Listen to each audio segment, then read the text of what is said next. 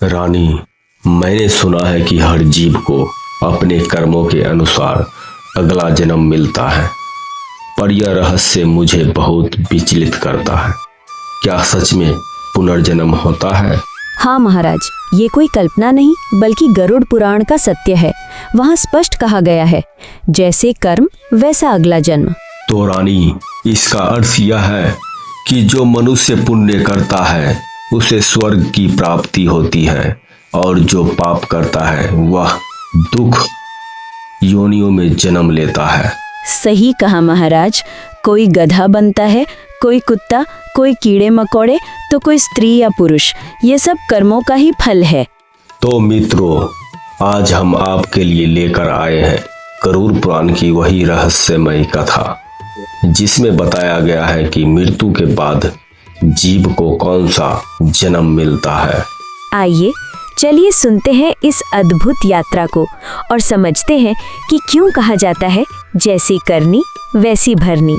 नमस्कार मित्रों, स्वागत है आपका अकेला इंसान 0.2 की एक नई प्रस्तुति में।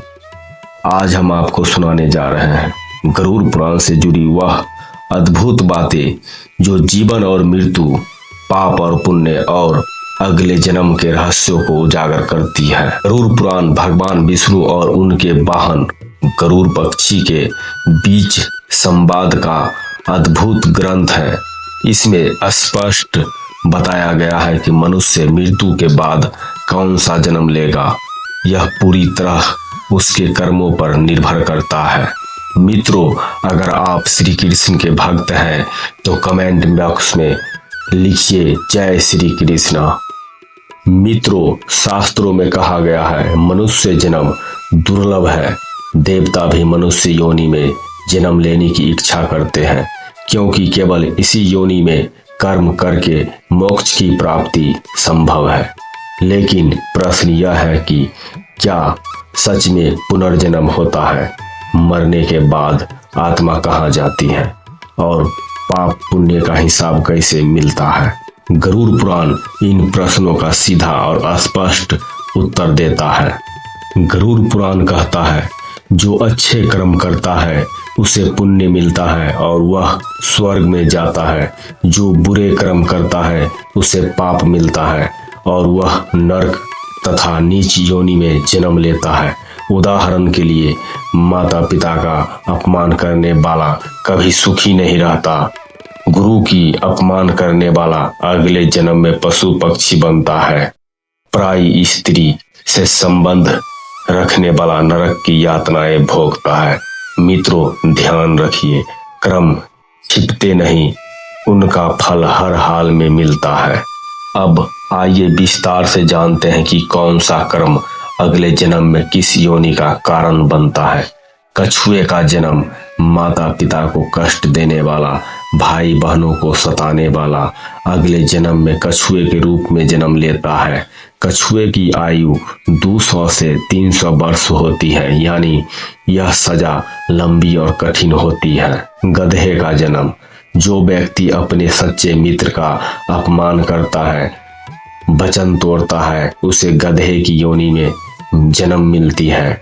कुत्ते का जन्म, धर्म का अपमान करने वाले, पूजा पाठ न करने वाले, ईश्वर की निंदा करने वाले अगले जन्म में कुत्ते के रूप में जन्म लेते हैं। कीड़े मकोड़े की योनि, जो दूसरों की निंदा करते हैं, झूठ बोलते हैं और बुरा बर्ताव करते हैं, वे कीड़े मकोड़ों बनते हैं।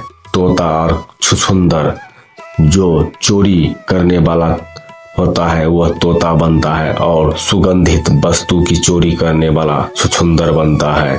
उल्लू का जन्म, चालाकी और ठगी से दूसरों को धोखा देने वाले लोग अगले जन्म में उल्लू बनते हैं। पराई स्त्री से संबंध, जो पुरुष पराई स्त्री से संबंध रखता है उसे नरक की यातनाएं भोगने के बाद क्रमशः भेड़िया, सियार, गिद्ध, कौवा, बगुला बनना पड़ता है। और यदि कोई महिला पराये पुरुष से संबंध रखती है तो वह छिपकली, सांप या चमगादड़ बनती है। पर जो जबरदस्ती करता है वह अगले जन्म में किन्नर बनता है। गाली गलौज करने वाले, जिनकी वाणी में मधुरता नहीं होती, हमेशा अपशब्द बोलते हैं, उसका जन्म बकरे के रूप में होता है। भाई का अपमान करने वाले, बड़े भाई का अपमान करने वाला अगले जन्म में कोयल पक्षी के रूप में जन्म लेता है। मांस खाने वाले, मांस का अत्यधिक सेवन करने वाला अगले जन्म में अंग विकलांगता से पीड़ित होता है। शराब पीने वाले के दांत काले होते हैं और उसे जन्म जन्मांतर तक रोगों से पीड़ित रहना पड़ता है। मित्रों, क्या आप जानते हैं, शिशु जब माँ की कोख में होता है तब उसे अपने पिछले जन्म के सारे कर्म याद रहते हैं। वह ईश्वर से प्रार्थना करता है कि इस बार अच्छे कर्म करेगा, लेकिन जन्म लेने के बाद वह स्मृति मिटा दी जाती है और जीवन मोह माया में उलझ जाता है।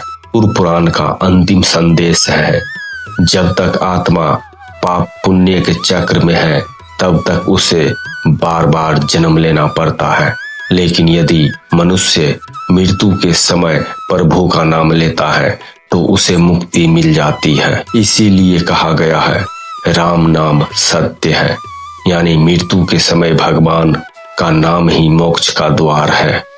मित्रों, आपने देखा, गरुड़ पुराण हमें सिखाता है कि मनुष्य का अगला जन्म उसके कर्मों पर निर्भर है।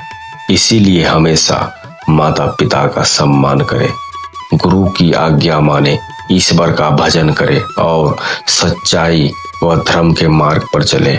अगर आप मोक्ष की ओर बढ़ना चाहते हैं तो अच्छे कर्म करें और प्रभु का नाम जपें। मित्रों, अगर आपको यह कथा अच्छी लगी तो वीडियो को लाइक कीजिए, अपने मित्रों और परिवार के साथ शेयर कीजिए और अगर आप हमारे चैनल पर नए हैं तो अकेला इंसान 0.2 को सब्सक्राइब करना ना भूलें।